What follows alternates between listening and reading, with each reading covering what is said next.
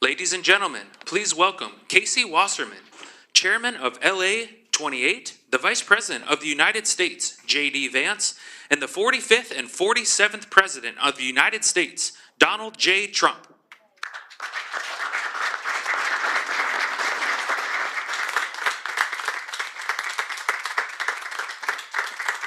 Thank you very much, everybody. It's a big day for a lot of reasons, and it's an honor to have you in this very nice venue across the street from the White House.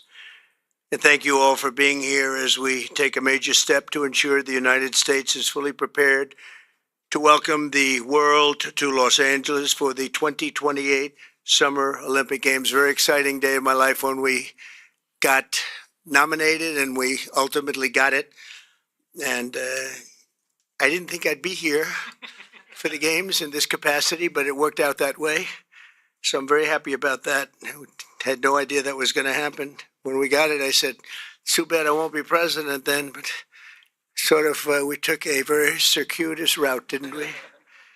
In my first term, we were instrumental in helping the city of Los Angeles win the bid to bring the Olympic torch back to American soil, and today I'll sign an executive order establishing the White House Task Force on the 2028 Summer Olympics, mobilizing the entire federal government to ensure the games are safe, seamless, and historically successful. It's going to be amazing. I think it's going to be amazing. America is a nation of champions, and in July 2028, we'll show the world what America does best, and that's win. We're winning like we have never won before. You see that all the time. A year ago, we were not a country that was doing well, and now we're the hottest country anywhere in the world. I want to recognize several members of the task force, including our great Vice President, J.D. Vance. J.D., thank you very much. Thank you. Our equally great Attorney General, Pam Bondi. Pam, thank you very much, Pam. Secretary of Homeland Security, Christy Kerr. Christy Kerr. Do you know who Christy Kerr is? She's a friend of my great golfer. Christy, no, she's a better golfer than you. That's the only thing, but you're better at a lot of other things. But I want to thank you for being here, for doing an unbelievable job, really an unbelievable job. FCC Chairman Brendan Carr. Brendan, thank you. Thank you, Brendan. Doing a great job. White House Chief of Staff Susie Wiles, most powerful woman anywhere in the world. She's rated the most powerful woman in the world, and I agree with that. And Deputy Chiefs of Staff Stephen Miller. Stephen, thank you. What happened to Stephen? We never want to miss Stephen. He's an MVP candidate. Dan Scavino, another MVP. James Blair, Taylor Budovich, and Nick Luna. Thank you all. Great group of people. They're going to be very much involved. I also am grateful to be joined by two of Team.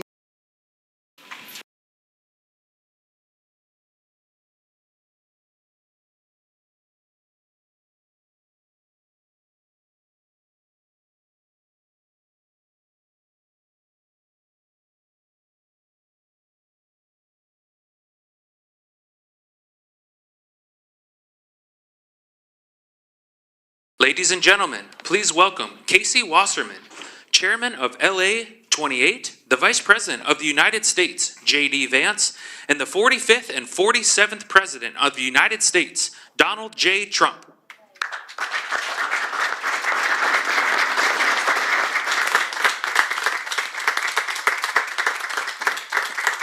Thank you very much, everybody. It's a big day for a lot of reasons, and it's an honor to have you in this very nice venue across the street from the White House.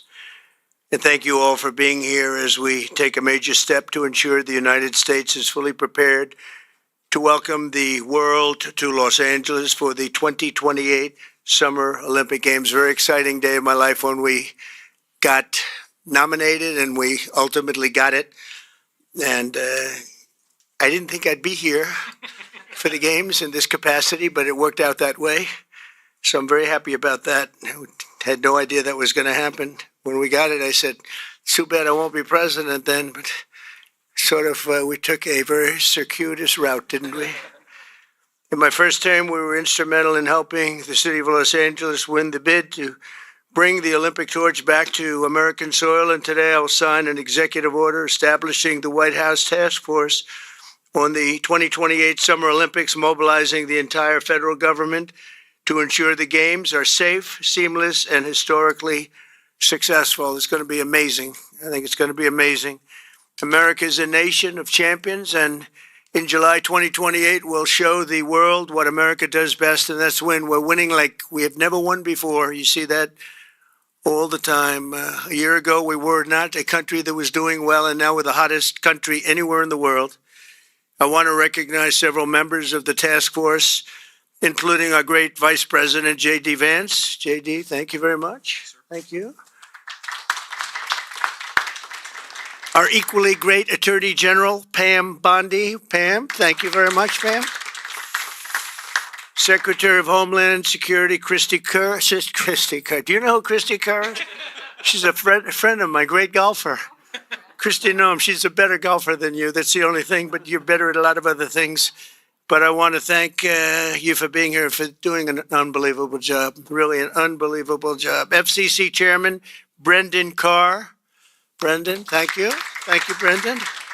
Doing a great job. White House Chief of Staff Susie Wiles, most powerful woman anywhere in the world.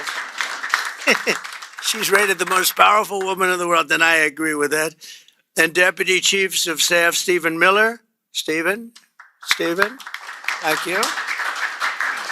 What happened to Stephen? We never want to miss Stephen. He's an MVP candidate. Dan Scavino, another MVP. James Blair, Taylor Budovich, and Nick Luna. Thank you all. Great group of people. They're going to be very much involved. I also am grateful to be joined by two of Team USA's strongest and fastest competitors, retired gold medalist and gymnast, and member of the LA 28 Athletes Council, Nastasia Lukin. Nastasia? How are you, Nastasia? Good. I don't know you, but I've watched you. You're very talented. I would not want to do what you do. This is much easier, believe me. It's incredible what you've done, along with retired gold medal Paralympian swimmer and board member of the U.S. Olympic Committee, Brad Snyder. Brad, thank you very much, Brad. It's a great honor. Thank you. Chairman of the 2028 Olympic Games, Casey Wasserman, a friend of mine for a long time. Casey, thank you very much. Casey, great job. It's going to be amazing. LA's a little bit different place than it was when selected, but we're going to bring it back stronger than ever. I spoke to Casey about that. He said, nope, we're going to make it better than ever. It's going to be something that's going to make it even more important as a Olympic Games. It was an interesting conversation we had as the fires were raging. Is that right? And I appreciated that very much. And CEO Reynold Hoover. Reynold, thank you very much. Thank you very much. Great honor. I also want to welcome the chair of the U.S. Olympic Committee, Gene Sykes. Gene, thank you. Thank you, Gene, very much. And thank him for recently banning men from competing in women's sports. That's a big deal. Thank you very much. It's amazing the way I don't hear any applause for that when everyone feels it. It's a 97, don't worry about it. That's a 97-3. It's not 80-20, it's 97-3. But nobody wants to clap. It's crazy. The United States will not let men steal trophies from women at the 2028 Olympics, and we appreciate the fairness and everything else that you've shown. Also with us today is LA 28 board member Reince Priebus, and also Kevin McCarthy. I want to thank Kevin McCarthy and Reince. Thank you, Reince. And thank you, Kevin.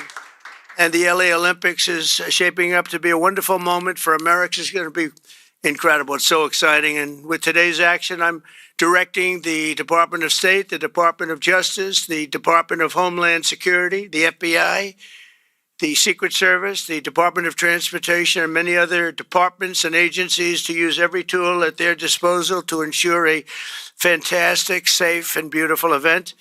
In 2028, the Olympics is bringing back our national pastime, baseball. Wow, that's great.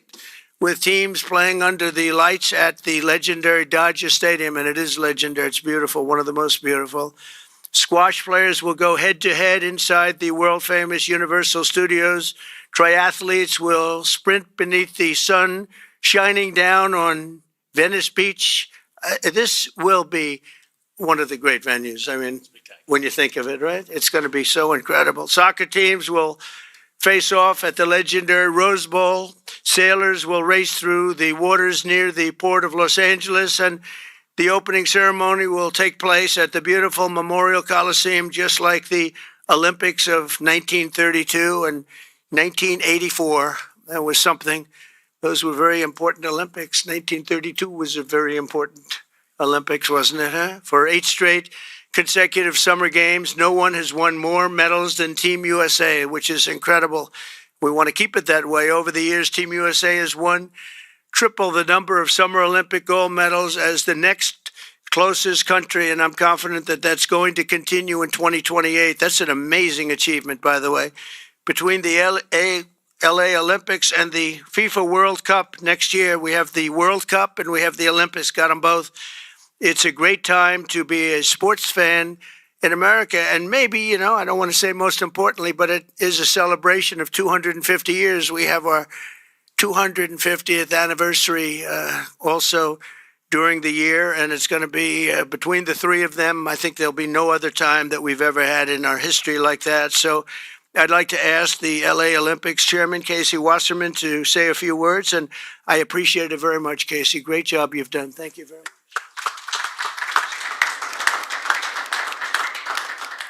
Thank you, Mr. President. Your support and the entire administration's support through this whole process has been truly extraordinary.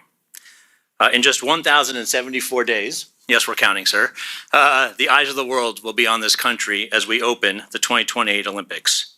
And it feels just like yesterday, and you were just president-elect in December of 2016, that you leaned into this process back then. And you've been supportive and helpful every step of the way, and we wouldn't be here without you, so we greatly appreciate all your support. Thank you very much. Our games plan is near final. We've announced a competition schedule. Some of the greatest brands in America have stepped up to support these Olympic Games as commercial partners.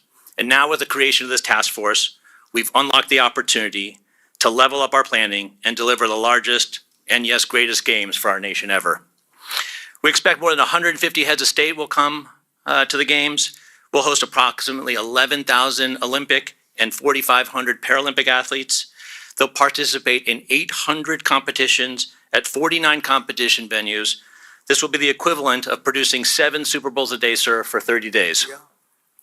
But we are now focused more than ever on delivery, and we can't do this alone. I want to thank President Trump and the entire administration for their support and their partnership as we work to bring these games home. These will be truly America's games. We expect millions of fans from around the country to participate and attend events. And for the first time in history, we're going to take the Olympic torch relay to all 50 states. The most states it's ever gone to is 38, but in 2028, we will touch all 50 states. And sir, if you'd like to run on Park Avenue again to revisit history, you're more than welcome. And we're thrilled. But this administration has delivered critical security funding in the recent bill that will be used by local and state agencies and the federal government to make sure that our games are safe and secure and ultimately the best place to experience and be an Olympic fan. We remain incredibly confident in our ability to deliver the greatest games ever, and that starts with the support of this administration every step of the way. Thank you, sir. Thank you.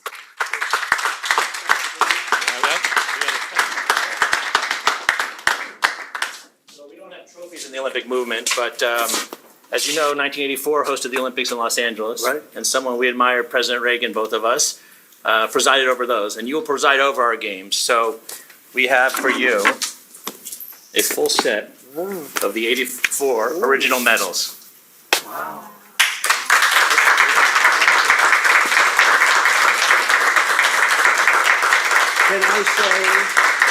Can I say that I won them athletically? Yes, sir. That would be a great honor. Yes. That's beautiful. Thank you very much. Thank you very much. Thank you. Thank you very much. Appreciate it. You want to sign Yep. it?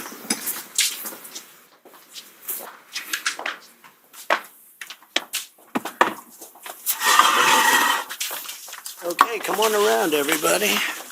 This is a big one here. Yep. Okay.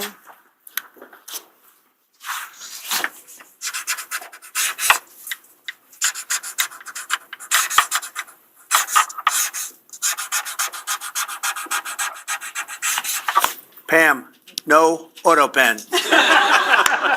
That was not an auto pen.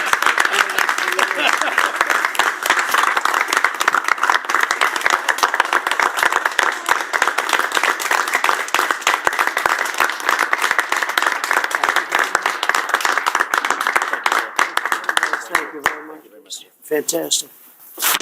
Thank you very much, everybody.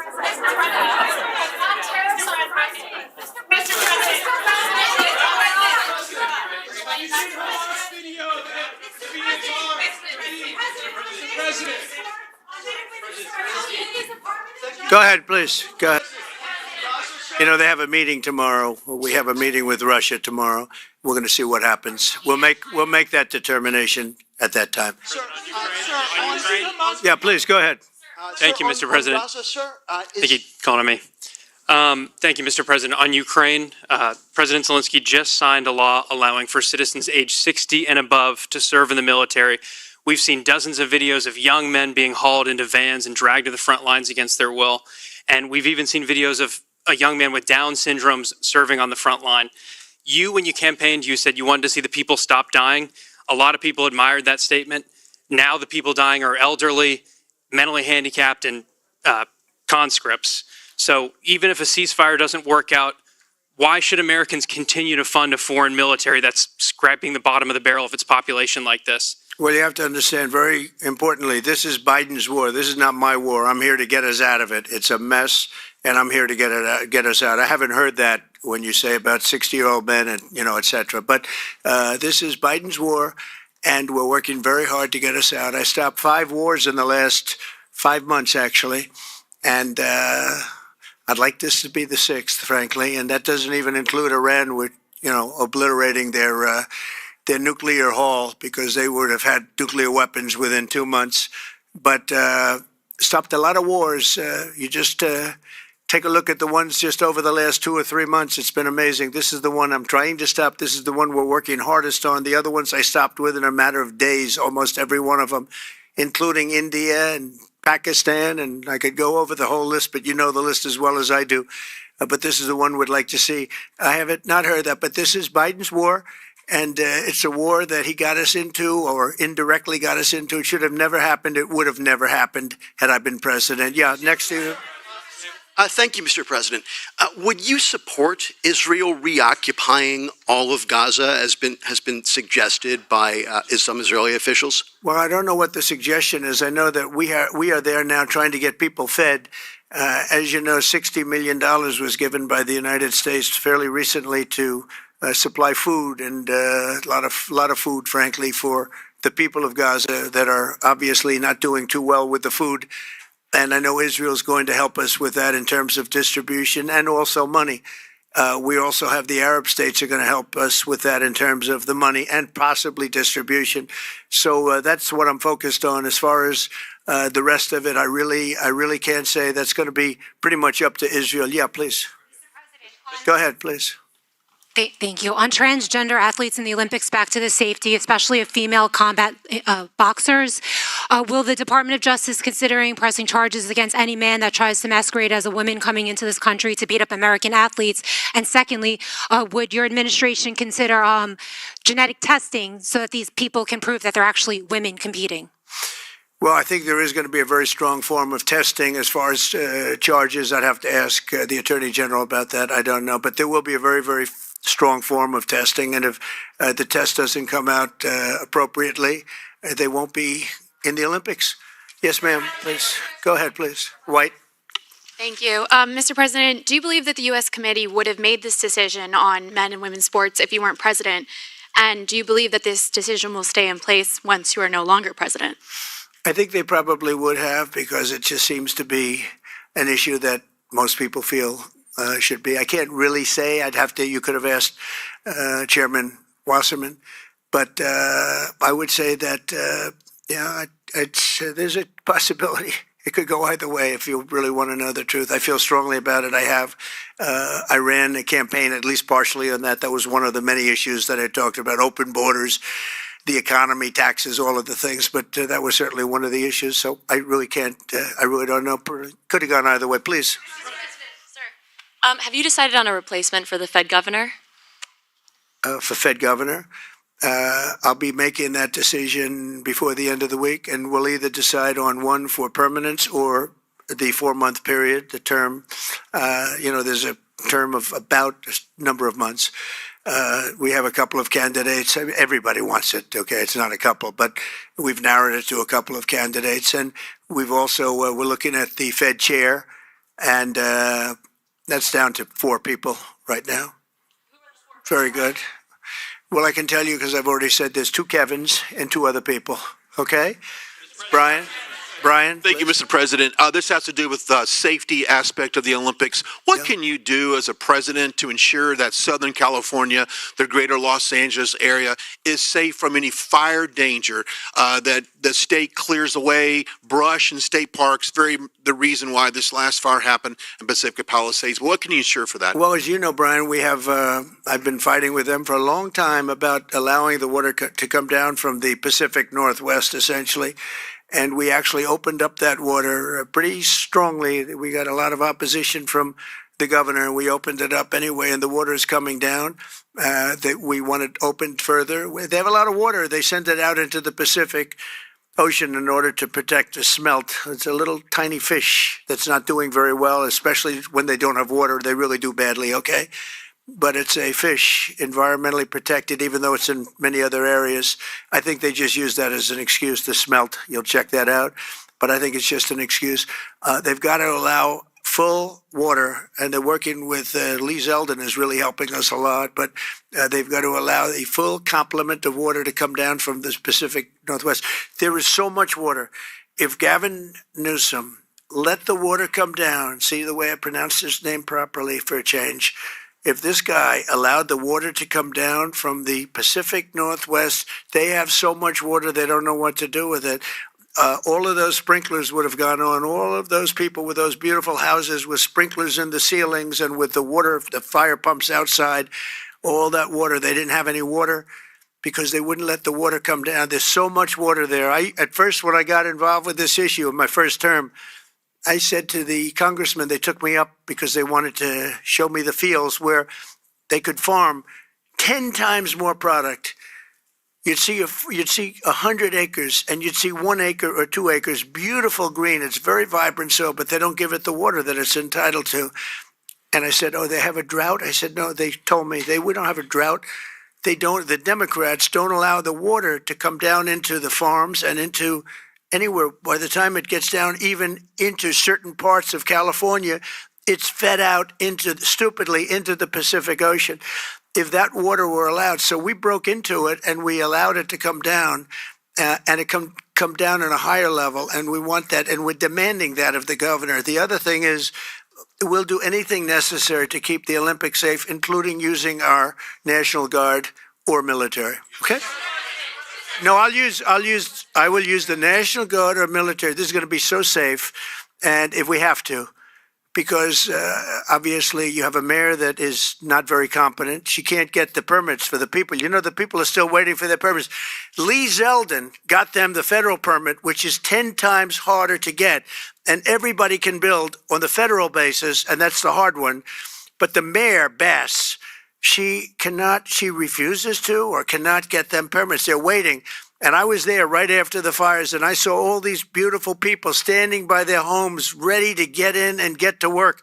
And they're waiting for their permits, and they're still waiting for their state permits and city permits. It's a disgrace. It's a disgrace. President Trump. Redress, yes, ma'am. Thank you, Mr. President. Thank you. India says that the U.S. imports Russian uranium, chemicals, fertilizers, while criticizing their energy imports. Your response to that, sir? I don't know anything about it. I'd have to check, but we'll get back to you on that. Yeah, please. Mr. President, Yeah, go ahead. have you seen the Hamas released video of Israeli hostage Avitar David starving and being forced to dig his own grave in a Hamas tunnel? I have, yeah. And what's your reaction? I think it's horrible. I think it's horrible. And I hope a lot of people do get to see it as bad as it is, because I think it's a horrible thing. Yeah, behind you, please. Mr. President, Yes. can you speak to just how, this drop-off in foreign-born workers is going to benefit Americans, and will it force American companies to pay fairer wages to American workers? Well, we want to take care of our American workers, and first and foremost, and that's what we're doing. We also want to help our farmers, because our farmers are producing like never before. We have to help them. And we're working out some very complicated strategies and language. But the main thing that I think I was elected to do is to get the illegals out of our country, who are especially in particular criminals. 11,888 murderers were allowed into our country with Biden's open border policy, with our border czar, who never spoke to the Border Patrol, never went to the border one time. That's Kamala. And think of it. We have murderers. We have people coming in from all countries all over the world, from prisons in the Congo and Africa, from prisons all over South America, all over rough parts of Europe, all over Asia. They're pouring into our country. Not anymore. So we just announced we had our third consecutive month where we were rated 0 people. And these are, frankly, very liberal people that make up these charts. So I don't know what's wrong with them. They seem to not be doing their job for the Democrats. But I'm honored by the fact that they say it. We're very tough on the border. And people can come into our country, but they have to come in legally. So I think that we've done an amazing job, actually. But we have to get the criminals out of our country, murderers, drug dealers, gang members. They emptied prisons into our country. It's one of the reasons, I think, even beyond the economy, it's one of the reasons I got elected. It's really maybe the number one. I was between the economy and that. But, as I said before, our nation is doing really well, but we have to get these really bad people. They should have never been allowed in our country. Open border policy is for fools. We're the only country in the world with an open borders policy, but we don't have that anymore. We had 0 now for 3 months in a row. Peter? Thank you very much, President Trump. Nice to see you got off the roof all right. Yeah. You said this morning that you probably won't be running for a third term. This weekend, Secretary of State Rubio said that he thought J.D. Vance would be a great nominee. You could clear the entire Republican field right now. Do you agree that the heir apparent to MAGA is J.D. Vance? Well, I think most likely, in all fairness, he's the vice president. I think Marco is also somebody that maybe would get together with J.D. in some form. I also think we have incredible people, some of the people on the stage right here. So it's too early, obviously, to talk about it, but certainly he's doing a great job, and he would be probably favored at this point. And on Texas, if Texas redrawing their congressional map would get you 5 safe red seats, means that California, New York, Illinois, and Maryland are all going to redraw their maps to add safe. Well, they'll do it anyway. Is it worth it?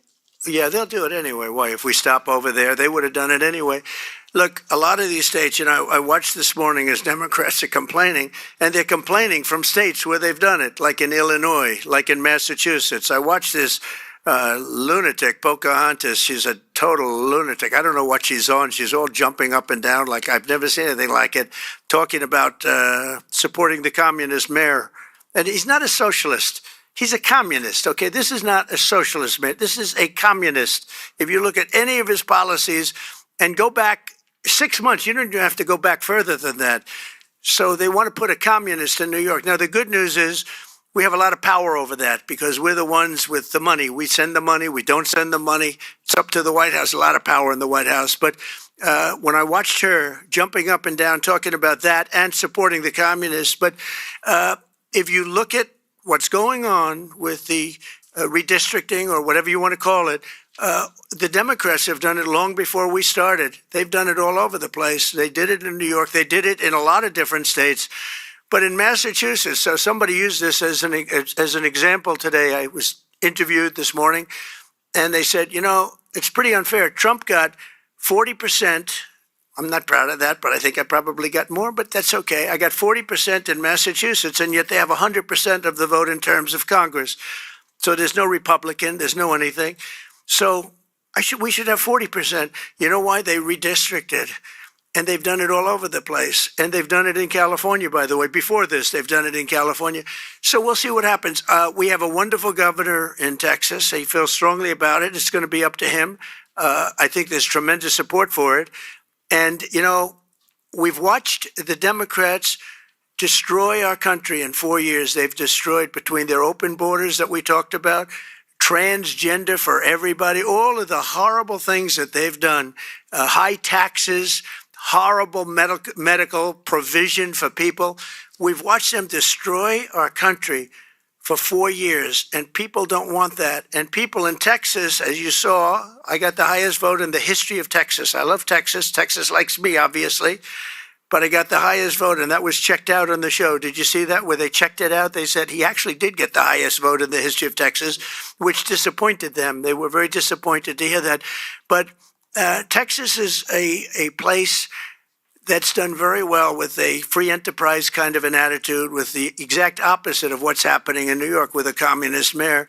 And they know what they're doing, and they're doing the right thing. Yeah. Two questions for you. Mr. President, thank you. Texas Senator John Cornyn is asking for your help to force Democrats back to the state and hold them accountable. Do you want the federal government and the FBI to help locate and arrest these Texas Democrats who have left the state? Well, I think they've abandoned the state. Nobody's seen anything like it, even though they've done it twice before. And in a certain way, it almost looks like they've abandoned the state. It looks very bad. Yeah, go ahead, please. Should the FBI get involved? Should the FBI get involved? Well, they may have to. They may have to. No, I know they want them back. Not only the Attorney General, the governor wants them back. If you look, I mean, the governor of Texas is demanding they come back. So a lot of people are demanding they come back. You can't just sit it out. You have to go back. You have to fight it out. That's what elections are all about. Yeah, please. Thank you so much, President Trump.